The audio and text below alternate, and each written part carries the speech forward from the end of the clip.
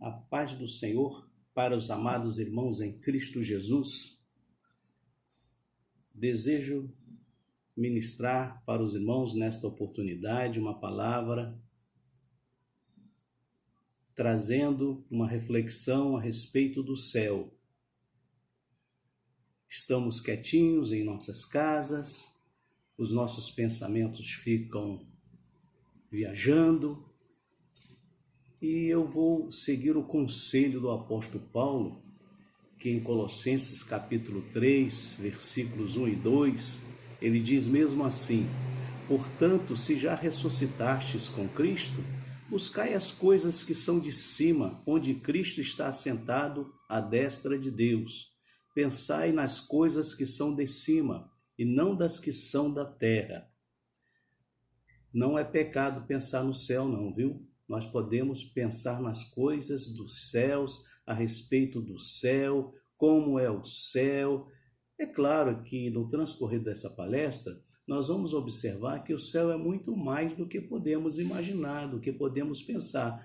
Mas isso não nos impede de pensarmos a respeito do céu. Como será a nossa vida no céu? Devemos então, como diz o apóstolo Paulo, olhar para as coisas que são de cima, estarmos atentos às coisas que são de cima, olhar para o céu, olhar para cima. O apóstolo Paulo, segundo aos Coríntios, capítulo 12, versículo 2 e 4, ele diz a respeito do terceiro céu, e ele chama o terceiro céu também de paraíso. Ora, se tem o terceiro céu, porque tem o primeiro e também tem o segundo. Quero acreditar que o primeiro céu é o céu atmosférico. E quero também acreditar que o segundo céu é o céu das estrelas. E o terceiro céu, que o apóstolo Paulo chama de paraíso, é esse que ele descreve como um local onde ele esteve numa certa oportunidade, ou pelo menos ele dá a entender que foi ele que esteve nessa oportunidade. Em razão disto, desejo pensar com os irmãos a respeito de algumas descrições a respeito do céu. Porque por mais que venhamos a estudar sobre esse assunto, com certeza ainda teremos muito que aprender. Sobre a perspectiva do apóstolo João, quando ele escreve o livro de Apocalipse, ele dá uma ideia do céu usando simbologias da terra para que possamos entender. Isso nós encontramos no livro de Apocalipse, capítulo 21, do versículo 1 até o 27, ele fala de uma cidade. E de uma forma assim muito resumida, eu vou tentar falar alguma coisa a respeito de coisas que ele fala sobre esta cidade. Ele diz que haverá novo céu e nova terra. É importante guardarmos isso, que o profeta Isaías também fala a respeito de um novo céu e de uma nova terra. Também João diz que lá nessa cidade também não haverá lágrima. Isso é muito importante. Essa cidade chama-se Nova Jerusalém. Os muros são de pedras preciosas, as portas de pérolas. A iluminação é feita pela glória de Deus. É interessante que essa cidade é assim como se fosse quadrada, as medidas dela são todas iguais. Ele dá até o comprimento dessa cidade. Ele diz que o comprimento dele é de 2.260 quilômetros. É como se daqui a Brasília dá mais ou menos 1.100 quilômetros. É como se fosse daqui a Brasília e de Brasília ao Rio, o comprimento dela. E também a largura é igual, 2.260 quilômetros também. A altura, 2.260 quilômetros também. Então, como eu disse de uma forma assim muito resumida, esta é a perspectiva de João a respeito do céu. Aquilo que Deus revelou para ele, ele tentou descrever com linguagens aqui da terra, falando que as portas são de pérolas, os muros são de pedras preciosas, a glória de Deus é que ilumina a cidade. Mas eu acho interessante que no Apocalipse capítulo 21, versículo 27, é o último versículo dessa descrição da Nova Jerusalém, ele fala algo interessante que a gente não pode deixar de dizer.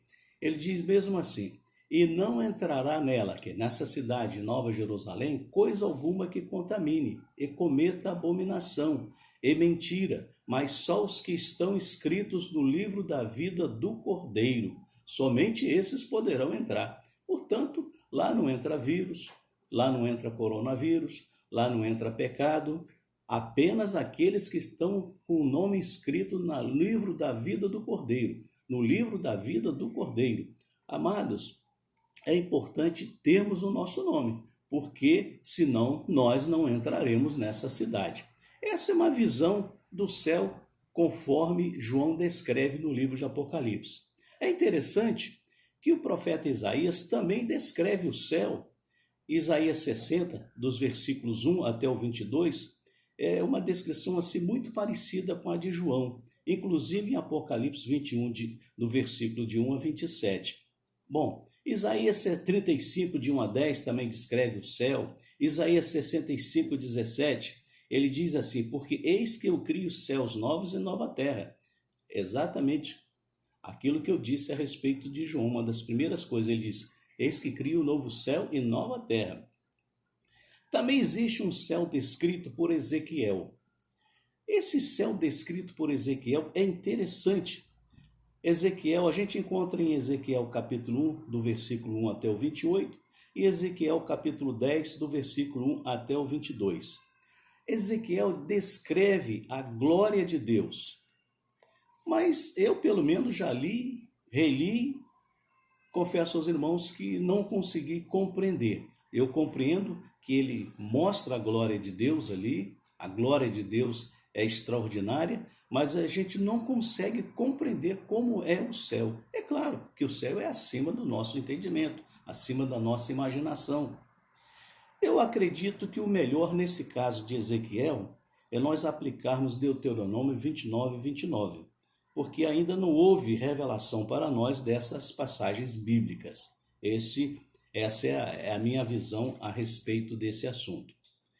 E também tem o céu descrito pelo apóstolo Paulo. Eu acho interessante porque o apóstolo Paulo, ele dá a entender que ele diz assim: conheço uma pessoa que foi até o terceiro céu, mas ele não diz que é ele. Mas a maior parte dos estudiosos entendem que ele está falando dele mesmo nesse assunto. Em primeiro lugar, ele fala que a nossa cidade é do céu. Filipenses capítulo 3, versículos 20 e 21, ele diz mesmo assim: mas a nossa cidade está nos céus, donde também esperamos o Salvador, o Senhor Jesus Cristo, que transformará o nosso corpo abatido para ser conforme o seu corpo glorioso, segundo o seu eficaz poder de sujeitar também a si todas as coisas. Na verdade, no primeiro versículo, eu estava interessado mais em mostrar que ele também pensa nessa cidade dos céus, mas aí ele já trata de outro assunto, a respeito do corpo glorioso que nós teremos igual, semelhante ao de Cristo. Graças a Deus por isso. Mas vamos continuar pensando a respeito do céu. Em 2 Coríntios, capítulo 12, do versículo 2 ao 4, é quando ele começa a descrever a respeito do céu. Ele diz mesmo assim: conheço um homem em Cristo que há 14 anos, se do corpo não sei, se fora do corpo não sei, Deus o sabe, foi arrebatado até o terceiro céu. E sei que o tal homem, se no corpo, se fora do corpo, não sei, Deus o sabe, foi arrebatado ao paraíso. Se lembram que eu falei a respeito do terceiro céu? Ele disse assim: se tem o terceiro céu, então tem o primeiro e o segundo, entendendo que o primeiro céu é o céu atmosférico, o segundo céu, céu das estrelas, e aqui, como ele fala, o terceiro céu é o paraíso. Ele diz que o terceiro céu é o paraíso. E ele diz mesmo assim: e ouviu, ele se referindo a esse homem, e ouviu palavras inefáveis de que ao homem não é lícito falar. Ouviu palavras inefáveis de que ao homem não é lícito falar. Meus amados, a Bíblia, daqui a pouco nós vamos ver sobre isto. A Bíblia fala que o céu é acima daquilo que podemos imaginar. João tenta descrever o céu, o profeta Isaías põe também o céu numa forma que possamos entender, Ezequiel já não conseguimos, e agora o apóstolo Paulo, a visão dele do céu, ele diz que viu, mas se ele for tentar descrever para nós não vamos conseguir entender, porque é inimaginável. Ora, eu estava pensando a respeito, aqui no Brasil existem tribos de índios que ainda não foram contactadas pela FUNAI. Eles vivem lá à parte, não têm ideia de como é o mundo. Se nesse momento a FUNAI pegar um daqueles índios e trouxer para o que nós chamamos de civilização, se é que podemos chamar assim, se trouxer esse índio para cá e começarmos a falar de satélites, falar de telefone celular, falar de submarinos atômicos, energia nuclear, claro que ele não vai entender nada disso. E o céu é mais do que isso.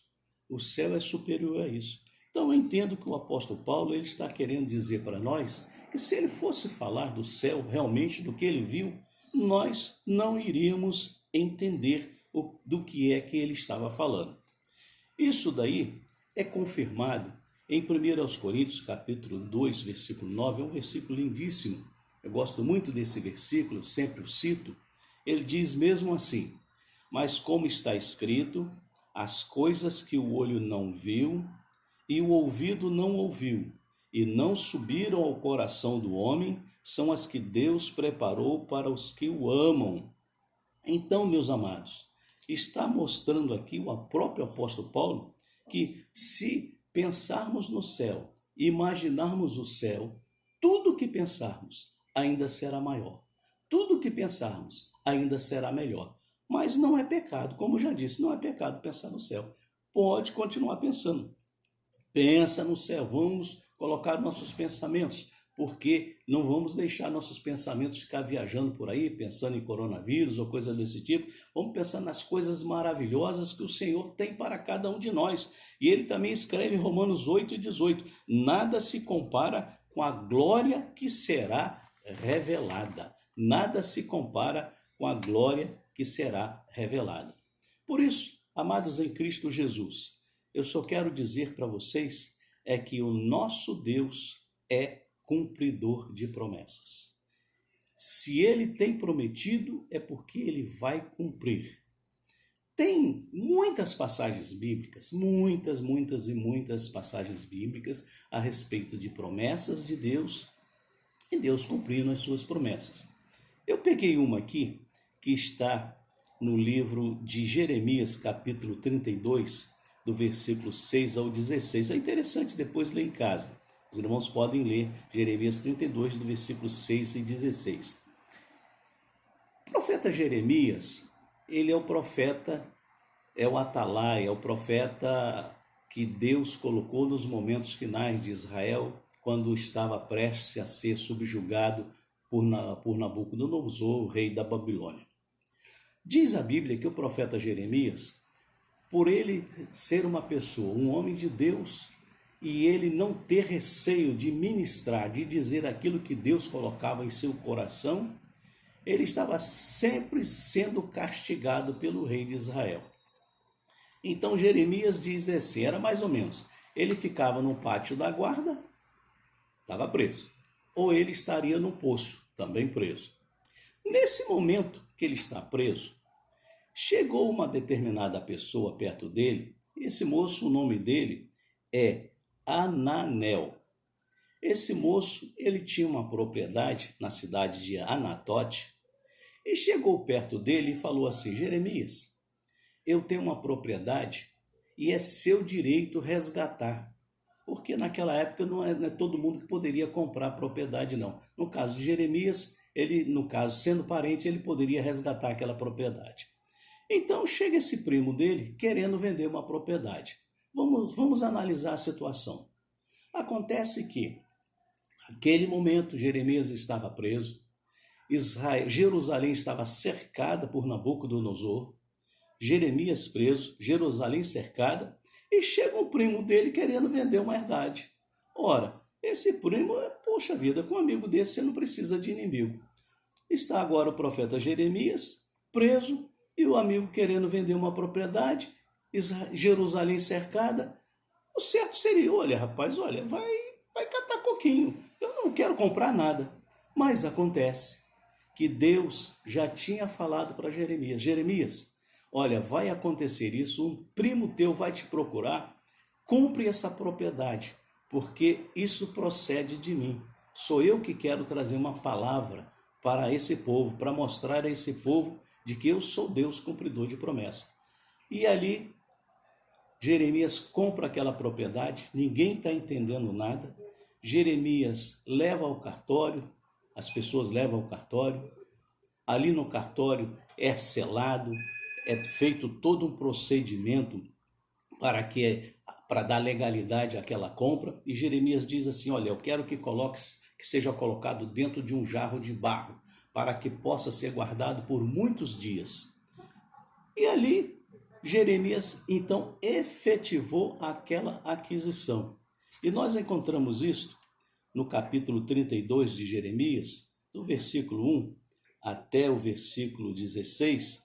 E quando eu leio o versículo 15, Deus diz mesmo assim por meio do profeta Jeremias, ele diz assim: ainda se comprarão casas e campos e vinhas nesta terra. Ora, eles estavam sendo invadidos por Nabucodonosor, era um rei cruel, e estava dizendo Deus para eles: olha, acredita em mim, ainda se comprarão casas e campos e vinhas nessa terra. E a gente conhece a história e sabe que realmente Deus cumpriu aquilo ali, Deus cumpriu aquela palavra. Isso é para mostrar que nós devemos confiar em Deus, nós devemos confiar nas promessas de Deus. Nós não podemos agora sucumbir diante dos fatos, diante dos acontecimentos, ou como diz a própria palavra de Deus, ainda que as circunstâncias, ainda que a oliveira minta, ainda que não haja malhada no curral, todavia eu adorarei o Deus da minha salvação. As circunstâncias não podem definir a nossa fé, definir a nossa confiança em Deus. Para completar essa posição que estou falando, de acreditar em Deus, de confiar em Deus, tem uma passagem bíblica que eu gosto demais dessa passagem bíblica. Está no Evangelho de João, do capítulo 14, versículo 1. Ela é muito citada pelos pregadores, né? Às vezes os pregadores assim, bem cheios da graça, bem eufóricos, aí eles citam: não se turbe o vosso coração. Mas agora eu vou ler um pouquinho mais lentamente para você saborear esta palavra. É uma palavra extraordinária. Vamos ler calmamente. Ele diz mesmo assim: palavras do Senhor Jesus. Ele é cumpridor de promessa, viu? Ele diz mesmo assim: não se turbe vosso coração, crede em Deus, crede também em mim. Na casa de meu pai há muitas moradas. Se não fosse assim, eu vou-lo teria dito, pois vou preparar-vos lugar. E se eu for e vos preparar lugar, esse aí, se eu for, não quer dizer que há possibilidade de não ir. Não é isso, não. Esse se eu for está dizendo assim: estou indo preparar lugar para vocês, tá? É exatamente isso que está escrito.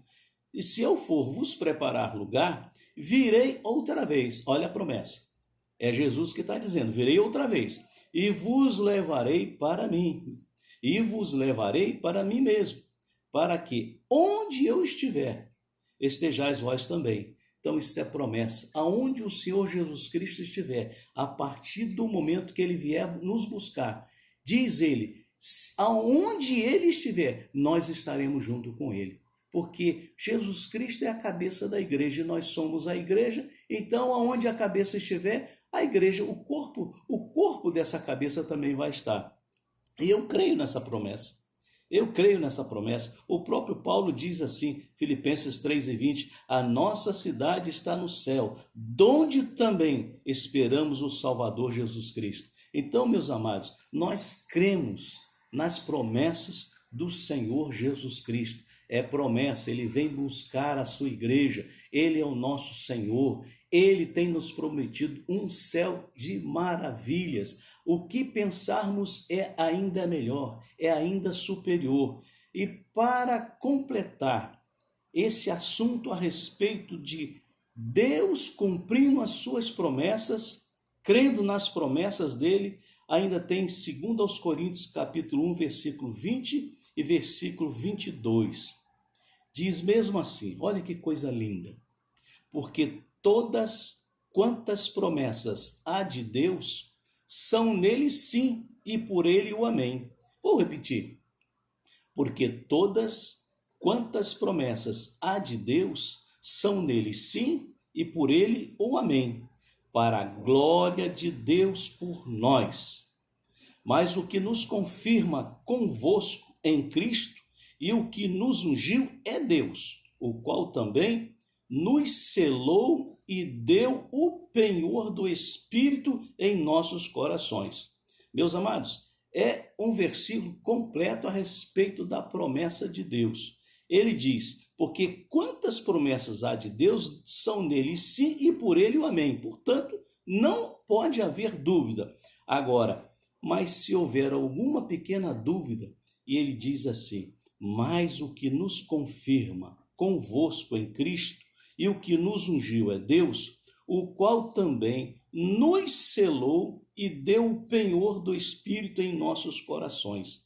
Meus amados, ele está dizendo que quando ele fez a promessa, não ficou debalde, não ficou assim como se, fez uma promessa, mas não deu garantia.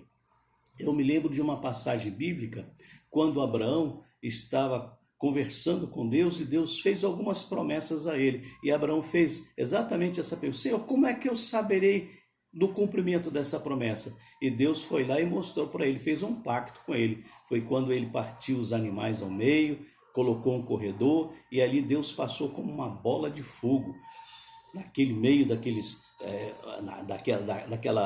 animais partidos, e aquilo ali era um tratado, aquilo ali era um contrato. Deus estava dizendo, olha, vou cumprir a minha promessa contigo. Então é a mesma coisa conosco.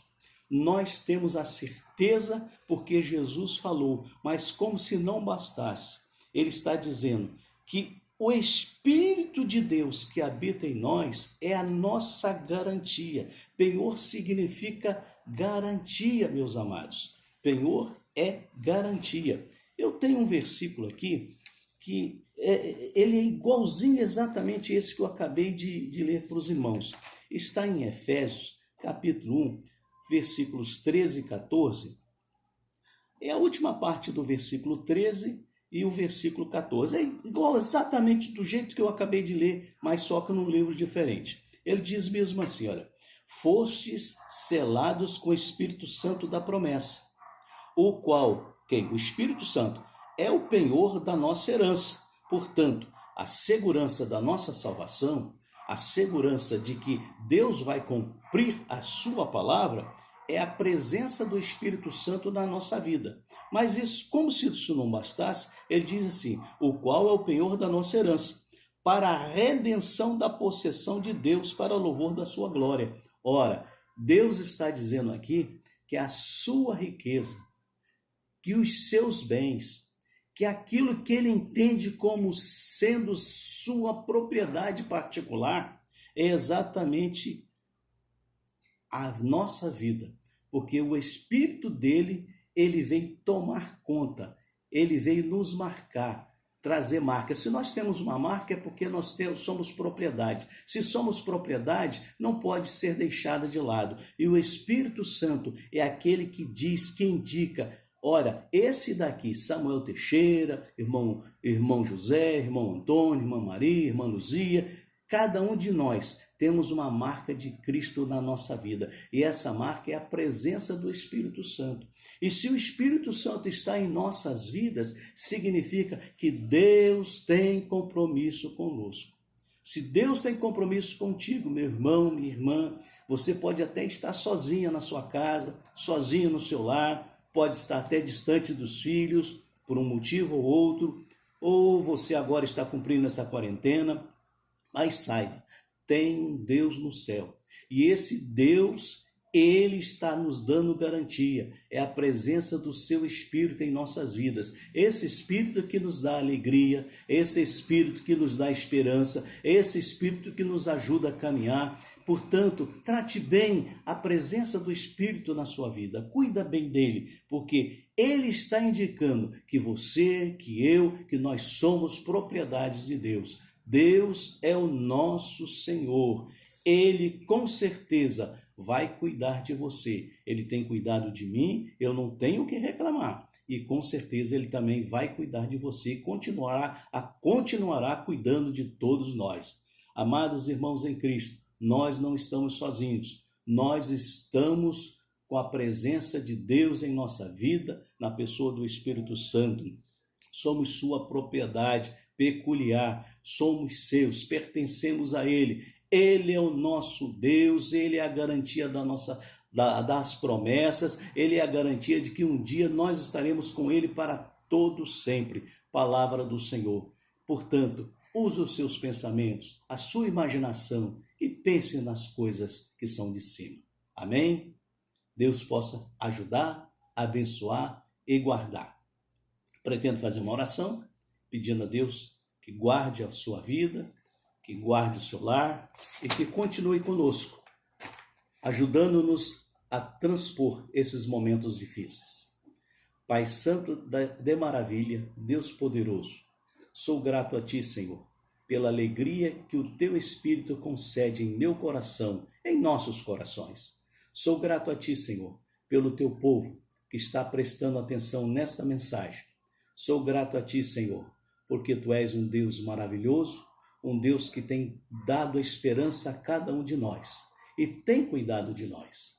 Pai Celestial, nesse momento eu te peço, Senhor, para que a Tua mão poderosa continue estendida sobre os Teus filhos, Senhor, sobre as Tuas filhas, Senhor, pessoas que podem estar sozinhas em seus lares, agora nesse momento de isolamento social. Por isso, Pai, que o Teu Espírito traga refrigério, traga alegria, traga, Senhor, consolo para cada uma dessas pessoas. Algumas pessoas nossas estão enfermas, Senhor. Guarda estas pessoas, proteja estas pessoas, Senhor. Tenha misericórdia. Pastor Eliseu está ali se recuperando. Guarda o teu filho, Senhor. Somos gratos pela recuperação do pastor Levi. Ó Deus, toma em tuas mãos santas, Senhor, muitos outros que estão carecendo da tua bênção. Deus maravilhoso, guarda a nossa igreja em Jardim América, Pastor Hélio, sua família, os obreiros da nossa igreja. Toma em tuas mãos santas, Senhor. Deus maravilhoso, os vários segmentos desta igreja, Senhor. Que eles possam, Senhor, daqui a pouco estarmos juntos, te adorando, te servindo, fazendo a tua vontade, Senhor. É o que nós esperamos, é o que nós sonhamos, é o que nós desejamos, ó Pai. Portanto, ajuda-nos a passar por esse momento difícil. Eu te peço já agradecido, em nome de Jesus. Amém. Que Deus possa continuar abençoando a sua vida, em nome de Jesus. Amém.